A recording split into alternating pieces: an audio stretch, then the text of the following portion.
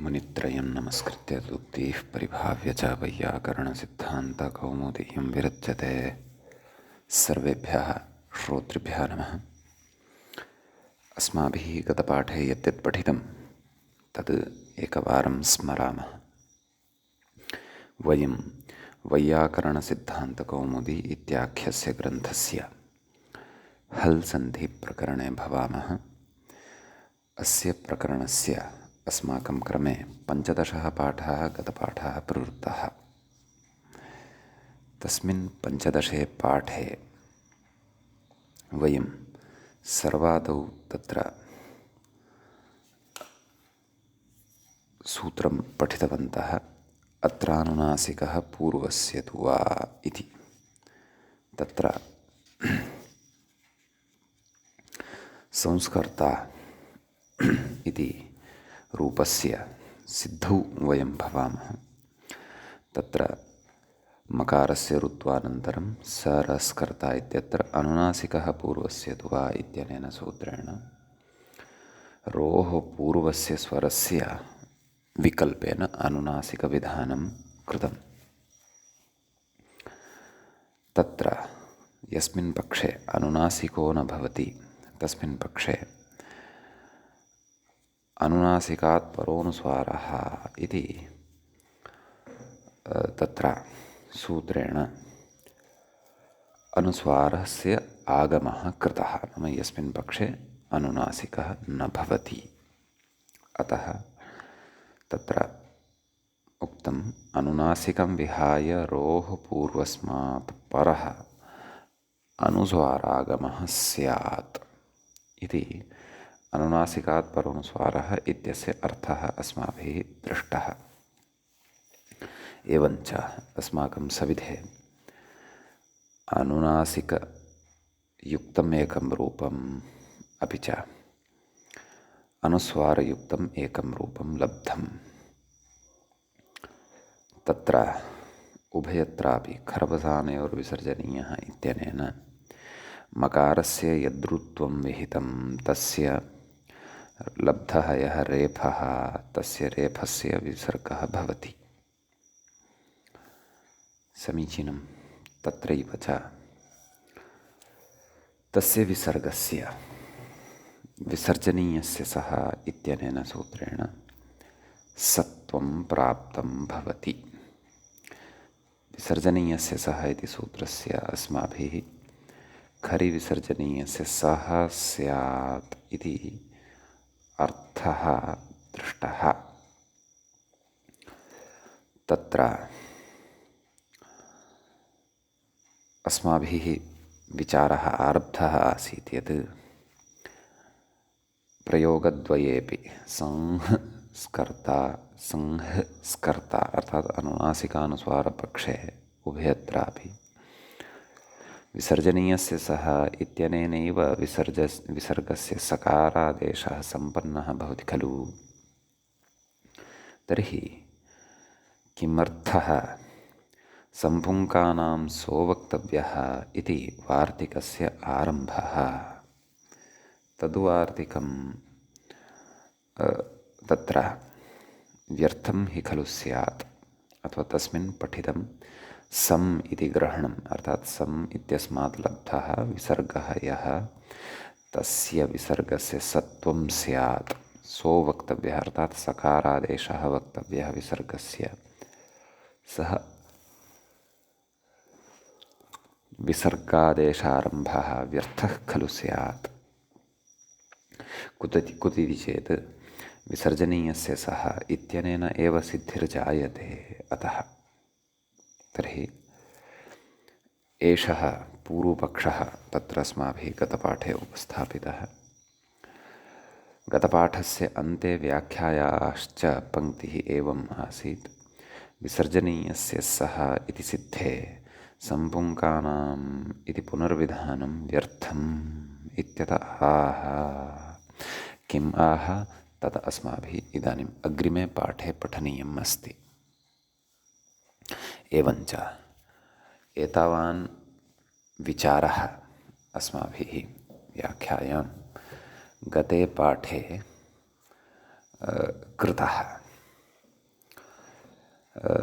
अयमासीत् 15 पाठः हल्सन्धिप्रकरणस्य।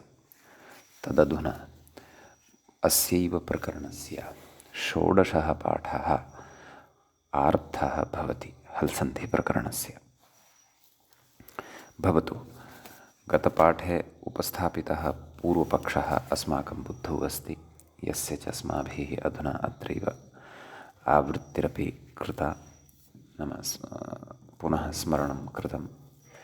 इदानीं तत्र अग्रे सिद्धान्तपक्षः प्रवेष्टव्यः वर्तते। नाम कुतः सम्पुङ्कानाम् इत्यस्य आरम्भः क्रियते अथवा करिष्यते अचिरेण। तत्र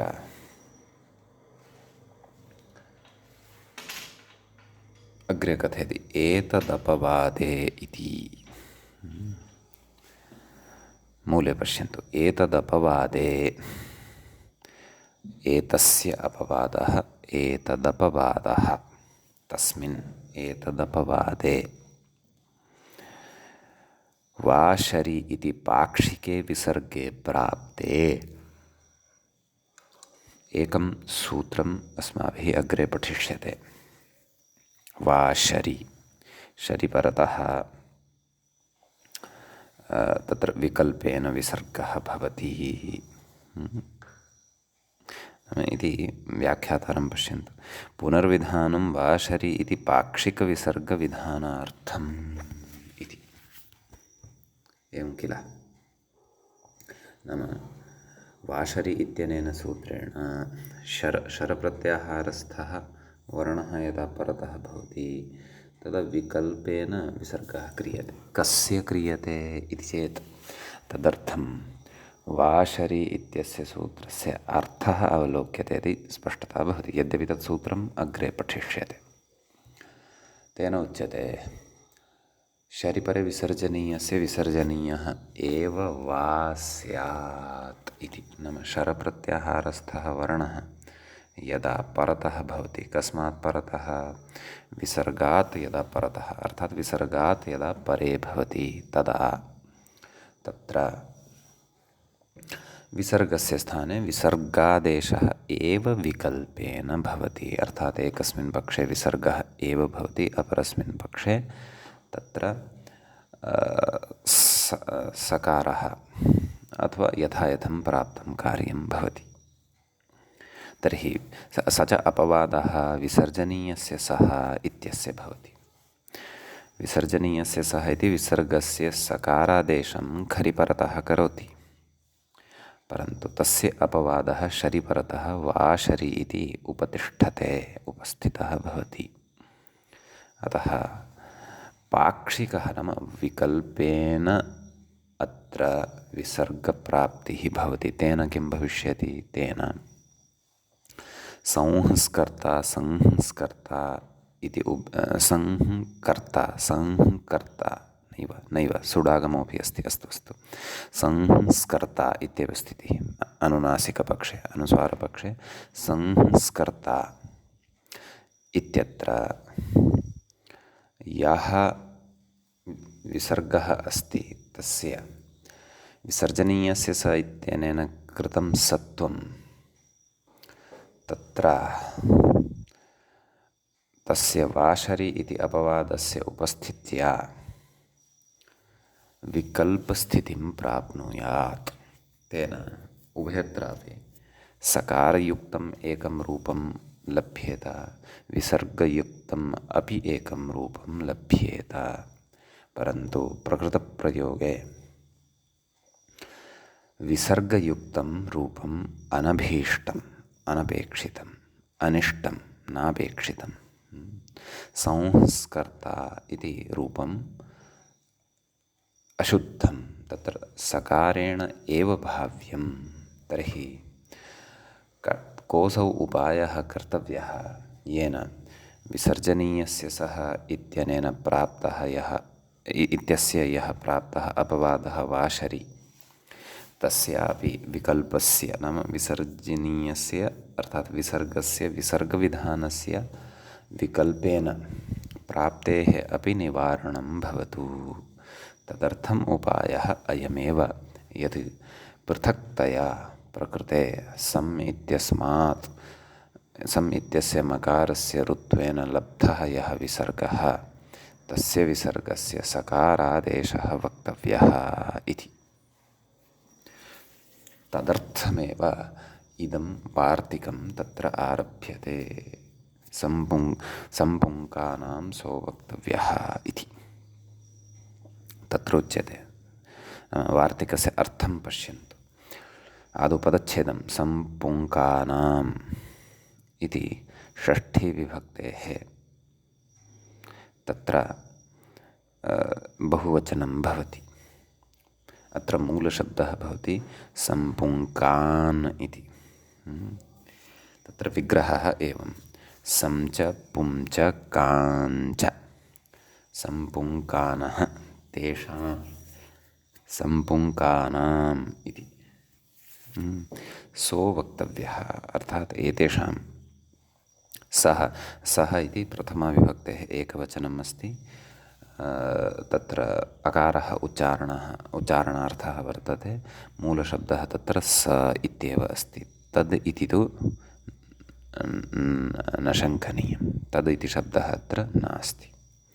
अन्यथा सो इति विसर्गकार्यमेव न स्यात्। एतत्तदोः सुलोपोकोरणै समासे हलिति वक्ष्यमाणसुलोपकारणात् अस्तु भवतु नाम तत्तत्रैव ज्ञास्यते। अर्थात् सो इति सु इत्यस्य ऋत्वानन्तरम् उत्वं जातं वर्तते। ततः परं गुणादिकं कृत्वा सो इति यत् श्रूयमाणं वर्तते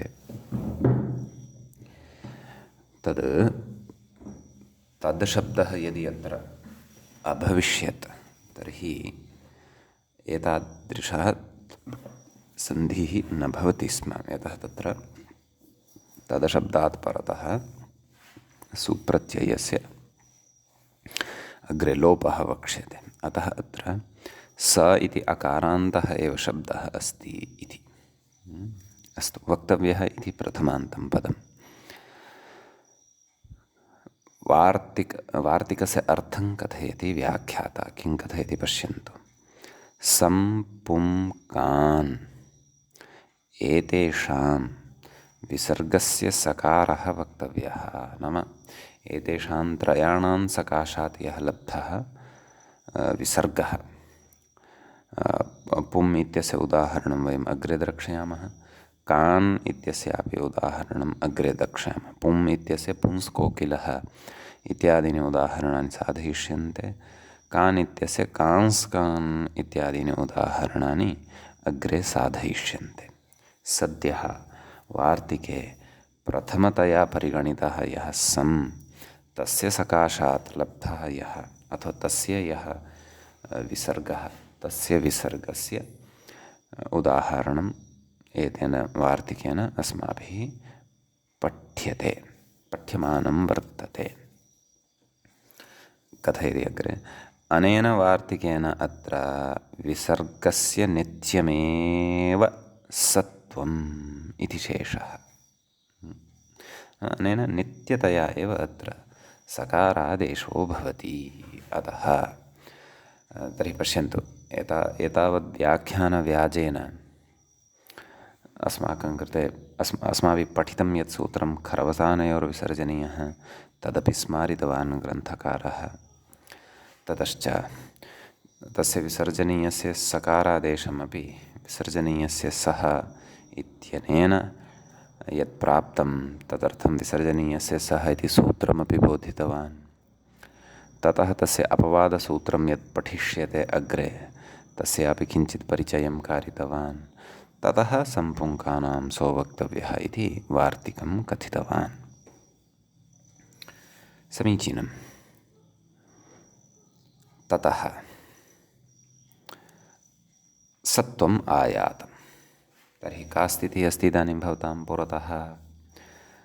सं विसर्गस्य सकारः स स्कर्ता इति अनुनासिकपक्षे, सन् स स्कर्ता इति अनुस्वारपक्षे।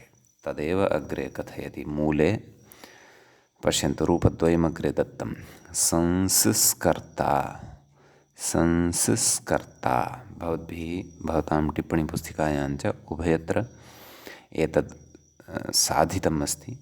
एतस्मात् अधः नाम प्रयोगद्वयादपि अधः भवतां टिप्पणीपुस्तिकायां पर्याप्तं स्थलं स्यात् इति अहं चिन्तयामि, यतः अस्माभिः अष्टोत्तरशतं रूपाणि अत्र निर्मातव्यानि वर्तन्ते। लेखितुं भवतां समयः स्यात् तर्हि अवश्यं लिखन्तु। एका स्पष्टा कल्पना भवति सर्वाणि अपि रूपाणि। अस्तु, अग्रे तर्हि गच्छामः। किं कथयति व्याख्याता? संस्कर्तेति कथयति अनुनासिकपक्षे रूपम्। अस्तु, ततः संस्कर्तेति अनुस्वारपक्षे रूपम् इति। तत्र वस्तुतः अनुनासिकानुस्वारयोः तथा महान् भेदः न ज्ञायते, अतः वक्तव्यं भवति अनुनासिकपक्षे इदं रूपं, संस्कर्ता अनुस्वारपक्षे इदं रूपं, संस्कर्ता एवं रीत्या। यतः उभाभ्याम् उच्चारणाय नासिकायाः प्रयोगः भवत्येव कृत्वा तथा नाम स्फुटतया नाम उभयोः भेदः इत्यपि ज्ञायते, परन्तु सूक्ष्मतया भेदः न ज्ञायते। भवतु नाम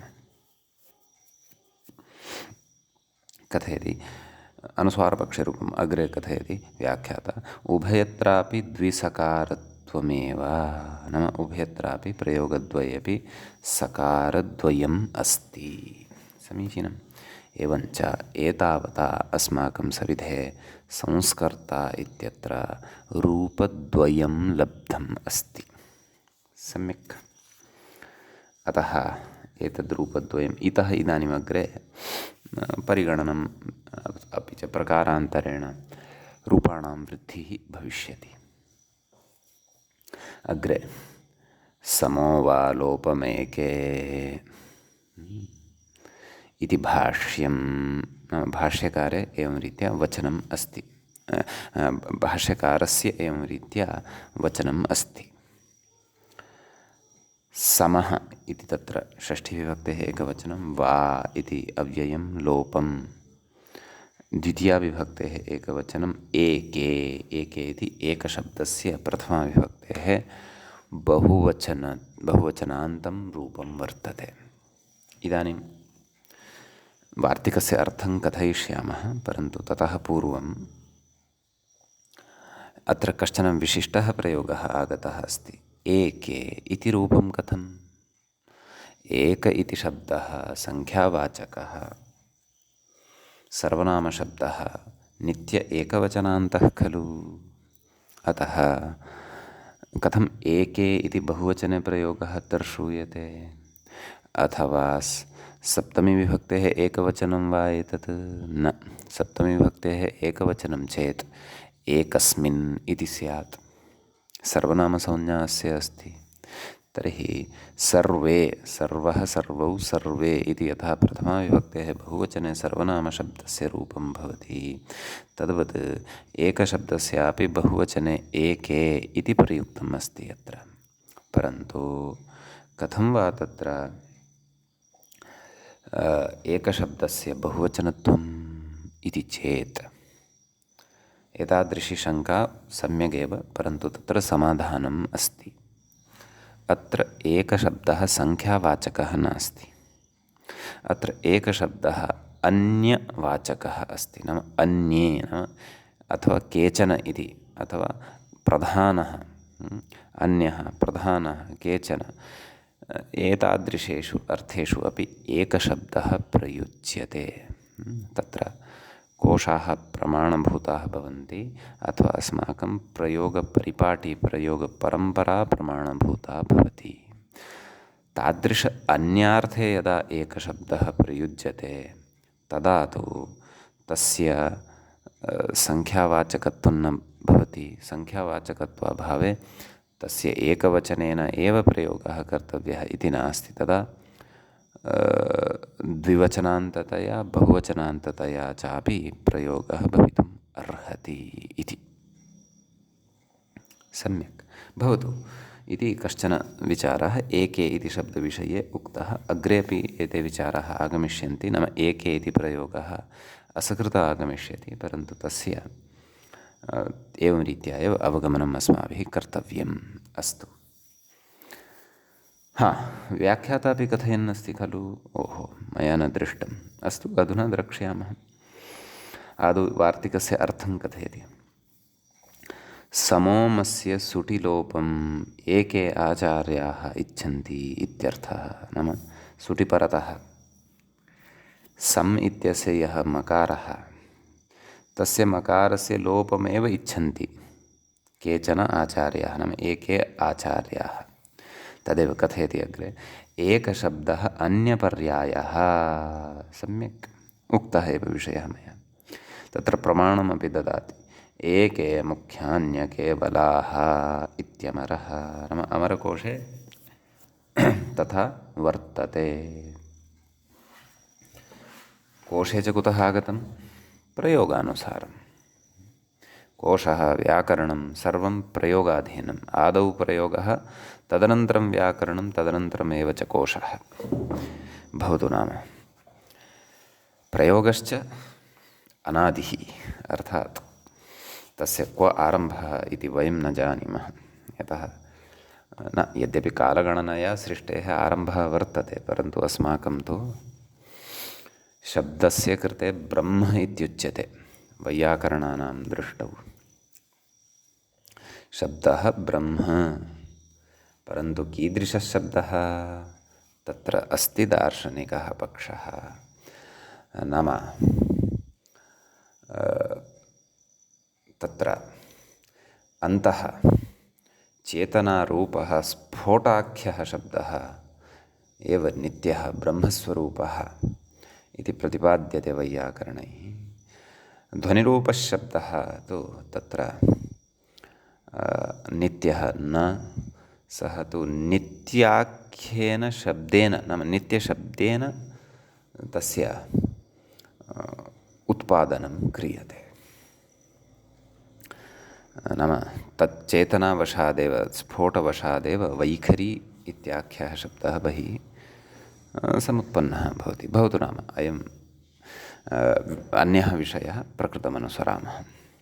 परन्तु अवश्यम् अयमपि दार्शनिकः अपि पक्षः व्याकरणस्य पठनीयः यदि, तर्हि महाभाष्यं तु अस्ति एव, परन्तु विशेषेण भगवतः भर्तृहरेः वाक्यपदीयम् इत्याख्यः ग्रन्थः नूनमेव पठनीयः। सर्वेषां दर्शनानां तत्त्वं, सिद्धान्तः, सारः, अपि च महत् किमपि तत्र विज्ञानं वर्तते, शब्दविज्ञानं विशिष्य वर्तते। अस्तु। अग्रे कथयति। लोपपक्षे अपि अनुस्वारानुनासिकाभ्याम् एकसकारं रूपद्वयम् इत्याह। नाम लोपपक्षः यदा भवति, नाम येषाम् आचार्याणां मते लोपः वर्तते, तस्मिन् पक्षे अनुस्वारानुनासिकाभ्याम् एकसकारं रूपद्वयम् इति आह। लोपस्यापि इति पश्यन्तु किमुक्तं मूले। लोपस्यापि रुप्रकरणस्थत्वात्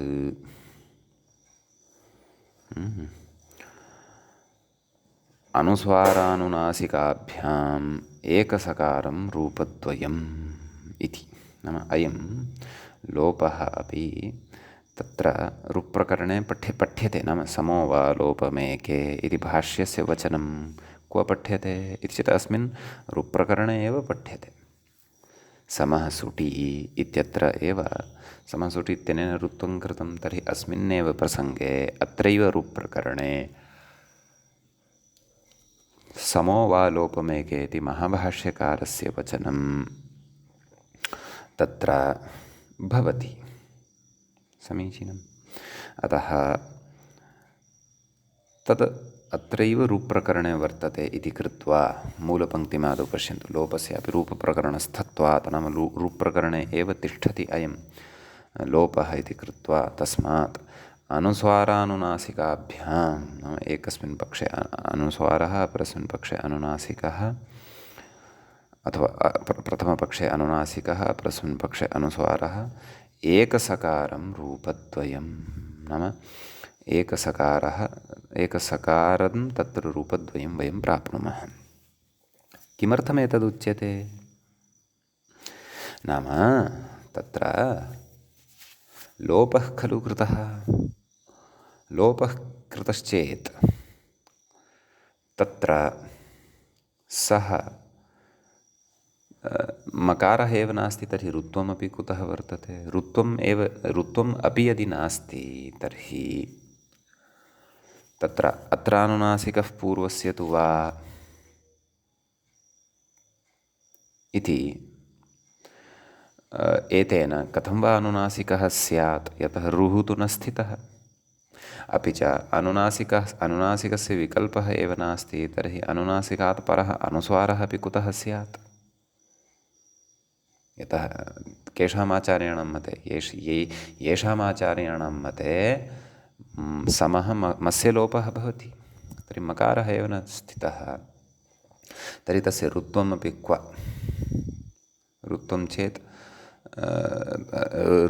रुत्वेन यदि उपस्थितिः न लब्धा तर्हि अत्रानुनासिकः पूर्वस्य तु वा इत्यनेन अनुनासिकात् परोनुस्वारः इत्यनेन वा तत्र कथं वा अनुनासिकत्वं स्यात् इति।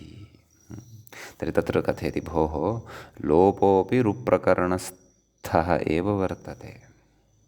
अतः रोः लोपः जातः यदि तर्हि तर्हि रोः पूर्वं यथा अनुनासिकः भवति स्म विकल्पेन पक्षे च अनुस्वारः भवति स्म अथवा क्रियते तद्वत् अयं लोपः अपि रुप्रकरणस्थः एव। रुप्रकरणस्थात् बहिर्भूतः नास्ति। अतः अङ्गीकुर्मः लोपः नाम किमपि न तत्र दृश्यते श्रूयते परन्तु लोपः अपि काचित् स्थितिः वर्तते। यतः लोपः अदर्शनं भवति तर्हि अयं लोपः अपि रुप्रकरणस्थः अस्ति। तर्हि यत्र एषः लोपः कृतः अस्ति तल्लोपस्थलात्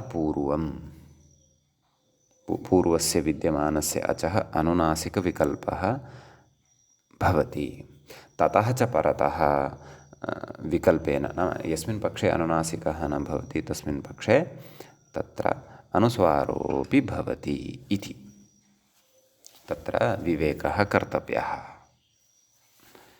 तर्हि एतादृशव्याख्याने किं विनिगमकं का युक्तिः अवगम्यते किल। किम् अत्र कथयितुकामः व्याख्याता।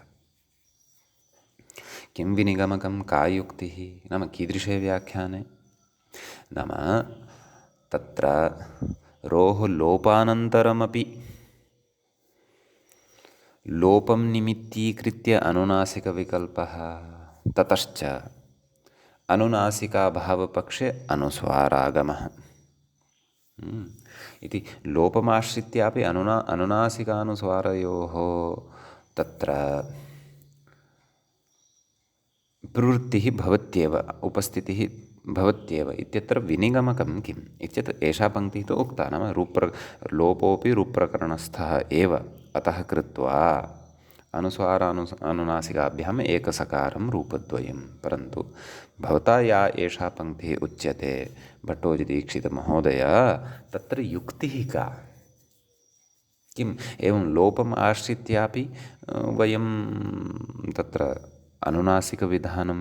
अनुनासिकविकल्पविधानं पक्षे अनुस्वारागमविधानं च कर्तुं शक्नुमः वा इत्येतत् तत्र विषयं स्फुटीकरोति व्याख्याता। अतः अत्र कः विषयः वक्तुम् इष्टः एतया पङ्क्त्या यद्यपि लोपस्यापि रुप्रकरणस्थत्वादिति पङ्क्तेः उपरिष्टात् अर्थः सरलः सामान्यः ज्ञायते एतत् कार्यं क्रियते अत्र परन्तु अयमर्थः अपि कयाचित् युक्त्यैव लब्धः वर्तते। अतः तत्र व्याख्याता कथयति अत्रानुनासिकः पूर्वस्य तु वा इत्यत्र रोः पूर्वस्य इति उपलक्षणं रुप्रकरणविधेयस्य लोपस्यापि अत्र अस्ति विशेषः। एवं खलु? रोः पूर्वस्य इति यत् तत्र उक्तं खलु, तद् लोपः यः वर्तते तस्मात् पूर्वस्यापि भवति इति तस्य उपलक्षणं तद्भवति। उपलक्षणं नाम तदेव तत्र स्वसिद्धौ सत्यां परार्थस्यापि सिद्धिः, अथवा स्वसिद्धौ सत्यां परस्य अन्यस्यापि कस्य सिद्धेः ज्ञापनम् उपलक्षणं भवति। अर्थात् अत्र इतोपि सरलतया कथयामि, यदि प्रकृते पूर्वस्य इति यत् पठितं खलु, तद् कस्मात् पूर्वस्य, अर्थात् रोः पूर्वस्य इति उच्यते। तर्हि क्व अत्रानुनासिकः पूर्वस्य, तर्हि तत्र पूर्वस्य इति यत् पठितं तत् रुप्रकरणविधेयस्य लोपस्यापि तत्र उपलक्षणं भवति। नाम केवलस्य रोः इत्यस्य एव पूर्वस्य अनुनासिकविकल्पः तेन न क्रियते, परन्तु प्रकृतप्रकरणे अन्यदपि विधानं यदि कृतं वर्तते, तद् रोः लोपविधानं वा भवतु, तद्लोपे सत्यपि तस्मात् लोपात् पूर्वं, नाम यस्य लोपः कृतः तत्र लोपस्थितिः या वर्तते, लोपस्थितिः तु अदृश्या स्थितिः वर्तते, यथा लोपो नाम अदर्शनं, तथापि तल्लोपस्थलात् पूर्वस्या अपि अनुनासिकविकल्पः पक्षे अनुस्वारागमः भवति इति पूर्वस्य इति यत् सूत्रे पठितं तद् उपलक्षणं भवति। नाम तद् एतं विषयं ज्ञापयति इत्यर्थः। कथम् अग्रे कथयति? अन्यथा रुप्रकरण इत्यर्थकस्य अत्र इत्यस्य वैयर्थ्यात् इति। नाम तत्र अन्यथा तत्र रुप्रकरणम् इति कथयितुं तत्र, नाम अस्मिन् रुप्रकरणे इति कथयितुं तत्र अत्र इति पठितं खलु, अत्र अनुनासिकः पूर्वस्य तु वा, किमर्थम् अत्र ग्रहणं कृतम्? अनुनासिकः पूर्वस्य तु वा एतावदेव वक्तव्यम्। एवं खलु? तत्र गतसूत्रात् रु इति यत्र अत्र अनुवृत्त्या आगच्छति तस्य विभक्तिविपरिणामद्वारा तत्र अस्माभिः अर्थः स्वीकरिष्यते। नाम मतुवसौ रुसम्बुद्धौ छन्दसि इत्यतः खलु रु आगच्छति, तत्र तु रु इति प्रथमान्तम्। तर्हि प्रकृते विभक्तिविपरिणामद्वारा, नाम रोः पूर्वस्मात् रोः इति पञ्चम्यन्तम् आश्रीयते, तर्हि तत्तु अत्र इति ग्रहणविनापि भविष्यति खलु। सूत्रं यदि एतावदेव उच्यते अनुनासिकः पूर्वस्य तु वा, तर्हि रु इत्यस्य अनुवृत्त्या अपेक्षितं विभक्तिविपरिणामं च तत्र विधाय अत्र रुप्रकरणे रोः पूर्वस्य अनुनासिकः वा स्यात् इति खलु। नाम एषः अर्थः अत्र इति ग्रहणं विनापि आगमिष्यति। नाम रोः पूर्वस्य अनुनासिकः वा स्यात् एतावदपि यदि कथयामः तदापि अनुनासिकविधानं सेत्स्यति एव। तर्हि अनुनासिकः पूर्वस्य तु वा रोः पूर्वस्य, नाम सूत्रम् एतावदेव यदि क्रियते, अनुनासिकः पूर्वस्य तु वा तस्य च अर्थः अपि एतावदेव यदि क्रियते, रोः पूर्वस्य अनुनासिको वा स्यात्, तथापि अत्र विद्यमानानां नाम अनुनासिकस्य विकल्पः सेत्स्यति एव खलु। तर्हि अत्र इति ग्रहणं किमर्थं कृतं तदेव अत्र कथयति। अन्यथा व्याख्यातारं पश्यतु, अन्यथा रुप्रकरणे इत्यर्थकस्य, नाम रुप्रकरणे इति अर्थं वक्तुं यः शब्दः प्रयुक्तः अत्र इति तस्य वैयर्थ्यं स्यात्। अतः अत्र इति पदं व्यर्थं सत् इदम् एतं विषयं ज्ञापयति। कं विषयं ज्ञापयति? यत् रोः पूर्वस्य इति यद्विधानं तद्विधानं तत्र रोः लोपस्यापि ग्रहणं कारयति। नाम नाम लोपस्यापि उपलक्षणं भवति। नाम यथा रोः पूर्वम् अनुनासिकादयः प्रवर्तन्ते तथा लोपात् पूर्वमपि अनुनासिकः अनुस्वारश्च प्रवर्तते इति एतस्य विषयस्य ज्ञापकं भवति। अयञ्च विषयः अस्मिन् सूत्रे अत्र ग्रहणात् स्वीक्रियते। सम्यक् इति काचित् युक्तिः अत्र प्रतिपाद्यते। सम्यक्। अतः नाम तर्हि अग्रे कथयति एवम् अनुनासिकात् परः अनुस्वारः इत्यत्र रोः पूर्वस्माद् इत्यपि इति। नाम तत्रापि एतादृशी तत्र अनुस्वारविषये अपि सः विषयः चिन्तनीयः। अनुनासिकात् परोनुस्वारः इत्यत्र रोः पूर्वस्मात् नाम रोः पूर्वः यः वर्तते तस्मात् परतः अनुस्वारागमः भवति इति अर्थः तत्रापि। नाम यदा लोपात् पूर्वस्य यदा अनुनासिकविकल्पः सिद्धः तर्हि पक्षे अनुस्वारोऽपि सिद्धः एव इति कथयति। ततश्च समोमलोपस्य रुप्रकरणस्थतया नाम समः मकारलोपः यः वर्तते यच्च भाष्यवचनेन समो वा लोपमेके इत्यनेन साध्यते तस्य रुप्रकरणस्थतया नाम रुप्रकरणस्थे सः लोपः वर्तते इति कृत्वा लोपात् पूर्ववर्तिनः नाम लोपात् पूर्वः यः वर्तते अकारः तस्य अकारस्य कदाचित् अनुनासिकः नाम तस्य अनुनासिकः भवति। तदभावपक्षे अकारात् परः अनुस्वारागमः नाम यत्र अनुनासिकः न भवति तस्मिन् पक्षे अनुस्वारागमः भवति। इत्येवम् अनुस्वारानुनासिकाभ्याम् एकसकारं रूपद्वयम् इत्यर्थः। तर्हि लोपः जातः अनुनासिकस्तु तिष्ठति एव अनुस्वारोऽपि तिष्ठत्येव लोपे सत्यपि। मकारस्य नाम समो मकारस्य सकाशात् लब्धः यः सकारः तस्य सोऽपि विसर्गस्य स्थाने लब्धः। नैव सकारस्य लोपस्य अपेक्षा नास्ति सकारं यावत् आगन्तुम् अपेक्षा नास्ति। समो वा लोपमेके अर्थात् एतेन मकारस्येव लोपं केचन कुर्वन्ति इति इत्येव खलु समोमस्य सुटिलोपं सुट् परतः अपेक्षितः तावदेव एवं खलु। तर्हि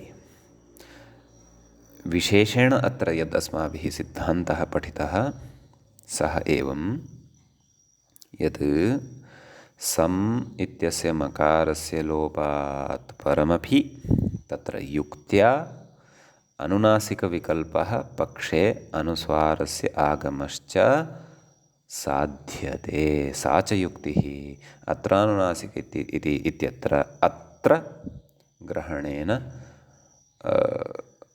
साध्यते। सम्यक्। तर्हि किम् एकसकारं रूपद्वयं लब्धं समीचीनं। तर्हि तत्र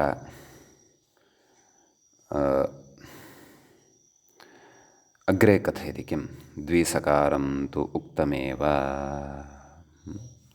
मूले पश्यन्तु द्विसकारं तु उक्तमेव द्विसकारं नाम तदेव पूर्वमुक्तं खलु संस्कर्ता नाम यत्र मकारस्य ऋत्वं विसर्गः सत्वम् इत्यादि भवति तत्र सकारद्वयं रूपम् आगतम् अस्ति।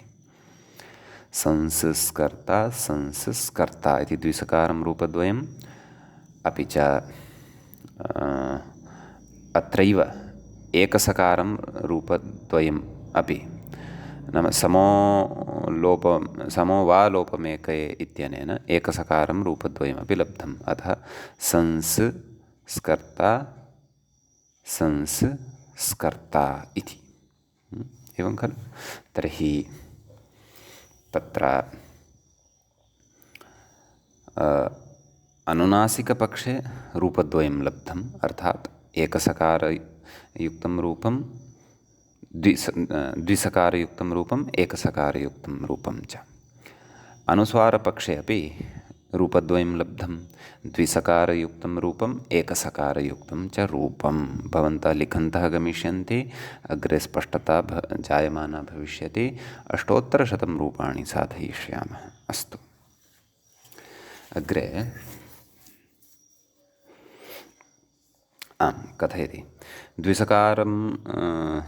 द्विसकारं तु उक्तमेव इति तत्र तस्य व्याख्यानं करोति। नाम ऋत्वपक्षे इति शेषः इति कथयति। नाम यस्मिन् पक्षे ऋत्वं विधीयते, नाम ऋत्वानन्तरं विसर्गः तस्य सकारः इत्यर्थः। अस्तु, अग्रे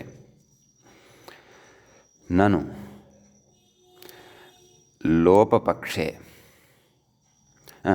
लोपपक्षे एव आनाचि च इति सुट् सकारस्य द्वित्वेन द्विसकाररूपद्वयस्य सिद्धत्वात् समः सुटि इति ऋत्वविधानं व्यर्थम् इति आक्षिप्यते। केन? पूर्वपक्षिणा। अवधानेन श्रोतव्यम्। पश्यन्तु, लोपपक्षः कः? भाष्ये उक्तवचनानुसारं, नाम ये एके आचार्याः तत्र इच्छन्ति। कस्य? सम् इत्यस्य मकारस्य लोपं कदा? सुटि परतः, यदा सुट् परतः भवति अस्य सम् इत्यस्य मकारात्। समीचीनं। तर्हि तत्र उच्यते लोपपक्षे एव, नाम यस्मिन् पक्षे लोपः भवति तर्हि का स्थितिः अवशिष्यते? संस्कर्ता। स्कर्ता इत्यत्र सकारः सुटः सकारः। कथयति अनचिच इति सुट् सकारस्य द्वित्वेन। तर्हि अनचिच इत्यनेन अचः परस्य यरोद्वेवास्तः न तु अचि इति खलु उच्यते। केन? अनचिच इत्यनेन। अतः प्रकृते मकारस्य लोपं कुर्वन्तु। सकारोत्तरवर्ती यः अकारः तस्मात् परतः सुटः सकारः अस्ति एव, तस्य द्वित्वं कुर्वन्तु। केन? अनचिच इत्यनेन। कथयति द्विसकाररूपद्वयस्य सिद्धत्वात्, नाम द्विसकारयुक्तं रूपं लप्स्यते एव। सम्यक्। तेन समः सुटि इति ऋत्वविधानं रूपं व्यर्थम्। अपि च अनचिच इत्यनेन विकल्पेन द्वित्वं क्रियते। अतः यस्मिन् पक्षे तेन द्वित्वं करिष्यते तस्मिन् पक्षे रूपद्वयं लप्स्यते। यस्मिन् पक्षे द्वित्वं न क्रियते तस्मिन् पक्षे एकसकारयुक्तं रूपम् अस्ति एव।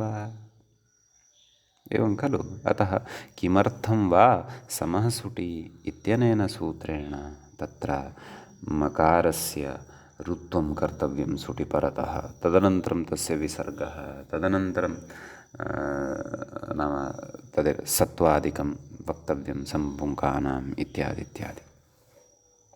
अतः समः सुटि इत्यनेन विहितं ऋत्वं व्यर्थं। यथा लोपः, ततः भवद्भिः अधुनैव सिद्धान्तः प्रतिपादितः। लोपः अपि रूपप्रकरणस्थश्चेत् सः तस्मादपि प्राक्तनस्य अनुनासिकविकल्पः पक्षे च अनुस्वारागमः भवितुम् अर्हति। अतः किमर्थं वा एषः सुट् अपेक्षितः इति आक्षिपति पूर्वपक्षवान्। पूर्वपक्षः सम्यक् अवगन्तव्यः, ततः परं समाधानेन तस्य सिद्धिः अथवा अवगमनम् अथवा निवारणं भविष्यति इत्यतः आह। किमाह? तत्रेति।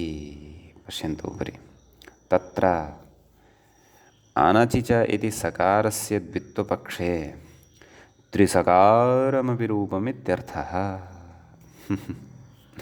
नाम अनचिच इत्यनेन, नाम कस्याम् अवस्थायां? यत्र आदौ एव सकारद्वयं वर्तते, यत्र आदौ एव सकारद्वयं वर्तते तत्र। कुतः? नाम त्रिसकारमपि रूपम् अत्र अपेक्षितम्, अभीष्टम् अस्ति इति कथयति व्याख्यातारं। पश्यन्तु, तत्र द्विसकाररूपयोर्मध्ये ऋत्वे सति तत्स्थानिकस्य सकारस्य, नाम मकारस्य ऋत्वं, ततः विसर्गः, एवं खलु? अपि च ऋत्वे सति तत्स्थानिकस्य सकारस्य, नाम तत्र ऋत्वस्य स्थाने आगच्छति खलु एषः सकारः, तस्य सकारस्य। अनचि च इति द्वित्वपक्षे त्रिसकारमपि रूपद्वयम् इत्यर्थः। नाम सुटः यः सकारः वर्तते, एवम् अनुस्वारपक्षे अपि चिन्तयन्तु, अनुनासिकपक्षे अपि चिन्तयन्तु, अनुस्वारपक्षे अपि चिन्तयन्तु। नाम सुटः यः सकारः लब्धः वर्तते तस्य सकारस्य अनचि च इत्यनेन द्वित्वे सति एकः सकारः इतोपि लभ्यते, अतः त्रिसकारम् अपि रूपद्वयम् इत्यर्थः। सम्यक्। अग्रे कथति एतदर्थमेव ऋत्वविधानम् इति भावः। ऋत्वविधानं व्यर्थं नास्ति भोः। ऋत्वविधानानन्तरं तस्य सकारत्वेन प्राप्तिः भवति, ततः परं तत्र अनचि च इत्यस्य पुनः प्रवृत्तिः भवतु, अनचि च इत्यस्य प्रवृत्तिः भवतु, अनचि च इत्यस्य प्रवृत्त्या तत्र सकारस्य द्वित्वे सति, नाम द्वित्वपक्षे त्रिसकारम् अपि रूपं प्राप्तं भवतु, तदर्थं ऋत्वविधानं। सम्यक्। मकारस्य ऋत्वविधानं तदर्थं वर्तते। यदि मकारस्य ऋत्वविधानमेव न क्रियेत तर्हि द्विसकारयुक्तं रूपं लप्स्यते सत्यम्, एकसकारम् अपि रूपं लप्स्यते सत्यं, परन्तु अपेक्षितं त्रिसकारयुक्तं रूपं नैव लप्स्यते इति। अत्र कश्चन विचारः उच्यते। स्कोः संयोगाद्योरन्ते इति लोपस्तु न, सकारस्य लोपः त्रिसकारयुक्तं रूपं यदा लभ्यते तदा स्कोः संयोगाद्योरन्ते इत्यनेन सूत्रेण तत्र प्रथमस्य सकारस्य लोपस्तु न भवति। कुतः? ऋत्वस्य असिद्धत्वात्। एवं खलु। तत्र त्रिपाद्यां वयं एतद् सूत्रं यदि पश्यामः, यद्यपि तत् सूत्रम् अग्रे पठिष्यते इत्युक्तमेव, स्कोः संयोगाद्योरन्ते च, अत्रैव त्रिपाद्यां द्वितीयपादे ऊनत्रिंशम् इदं सूत्रं भवति, अथवा 29तमं सूत्रं भवति। ऋत्वं क्व वर्तते? ऋत्वं वर्तते तृतीयपादस्य द्वितीयं सूत्रं, नैव तृतीयपादस्य पञ्चमं सूत्रं। तर्हि पूर्वशास्त्रं किं? स्कोः संयोगाद्योरन्ते च। परशास्त्रं किं? ऋत्वविधायकं। तत् किं? समः सुटि। अतः त्रिपाद्यामपि पूर्वापेक्षया परशास्त्रस्य असिद्धत्वं भवति इति खलु उच्यते। तर्हि स्कोः संयोगाद्योरन्ते च इत्यनेन सूत्रेण त्रिषु सकारेषु प्रथमस्य सकारस्य यः लोपः प्राप्यमाणः आसीत् अथवा अस्माभिः शङ्क्यमानः आसीत्, सः न भवति। कुतः? तन्मते सः सकारः नास्ति एव तत्र। कुतः? यत् तन्मते तत्र ऋत्वविधानमेव न जातम् अस्ति। तद्दृष्टौ ऋत्वमेव नास्ति, तर्हि कुतः तस्य विसर्गः, कुतश्च तस्य सकारादेशः इति। अतः उक्तं ऋत्वस्य असिद्धत्वात्। समीचीनम्। अग्रे कथयति न च लोपपक्षे एव सुट्सकारस्य अनचि च इति द्वित्वे, नाम यस्मिन् पक्षे लोपः भवति तस्मिन् पक्षे सुट्सकारस्य, नाम सुटः यः सकारः वर्तते अनचि च इति द्वित्वे, नाम अनचि च इत्यनेन द्वित्वे कृते प्रथमसकारस्य तेनैव सूत्रेण पुनः द्वित्वे, एवं खलु। नाम तत्र लोपः केन? समो वा लोपमित्येके, नाम इति लोपपक्षे तत्र सुटः यः सकारः वर्तते तस्य द्वित्वं कुर्वन्तु। एवं खलु। सकारद्वयं लब्धं खलु। यत् पूर्वमुच्यमानमासीत्, यदाक्षिप्यमाणमासीत् तत्, नाम समः मकारस्य लोपः भवतु, तत्र लोपपक्षे अनचि च इत्यनेनैव द्वित्वं भवतु। तर्हि अनचिच इति द्वित्वे प्रथमसकारस्य तेनैव सूत्रेण पुनः द्वित्वे अर्थात् अनचिच इत्यनेन एकवारं द्वित्वं कुर्वन्तु। सकारद्वयं लभ्यते अर्थात् सुटः यः सकारः तस्य रूपद्वयं लभ्यते स स इति। पुनः द्वित्वे नाम पुनः तत्र द्वित्वविधानं केन अनचिच इत्यनेन एव त्रिसकारमपि रूपद्वयं सिद्धम् इति समः ऋत्वविधिर्व्यर्थः।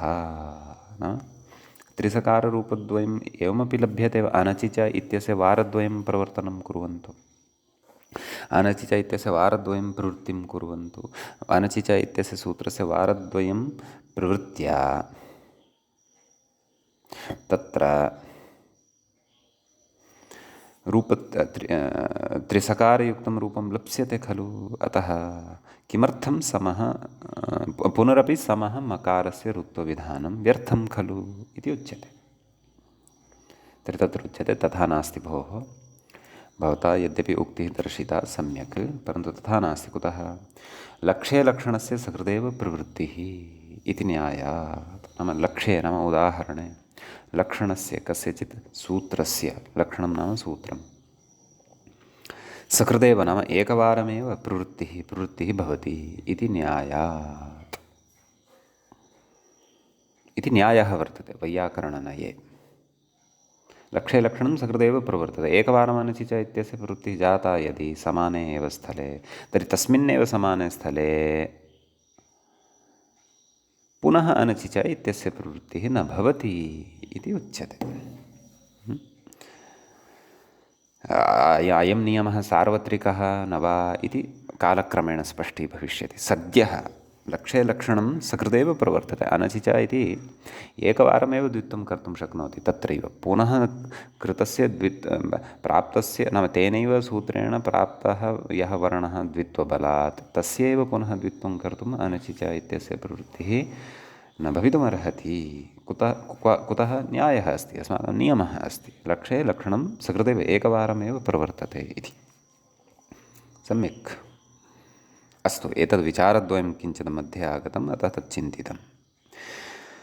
आम्, वयं तु तदेव को स्मः नाम तत्र अनचिच इत्यनेन अस्माभिः द्वित्वं कृतं वर्तते प्रथमसकारस्य नाम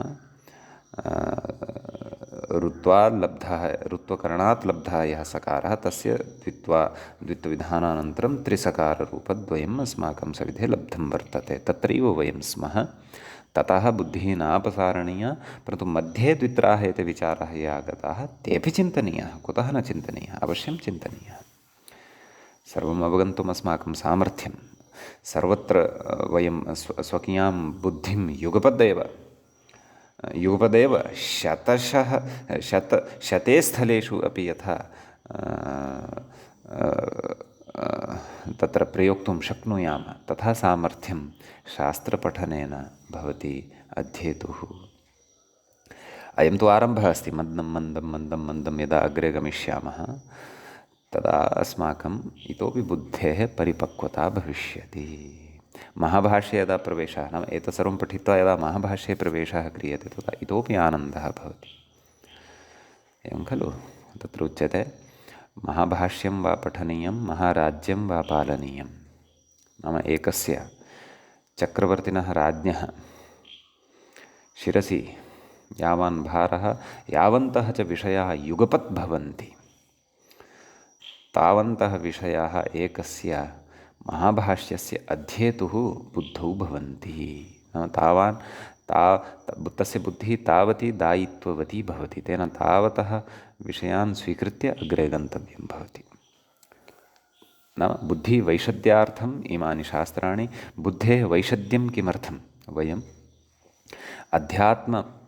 अध्यात्मपथस्य ये सिद्धान्ताः सन्ति, ये मार्गाः सन्ति, तान् सर्वान् अपि वयं ज्ञातुं शक्नुयाम।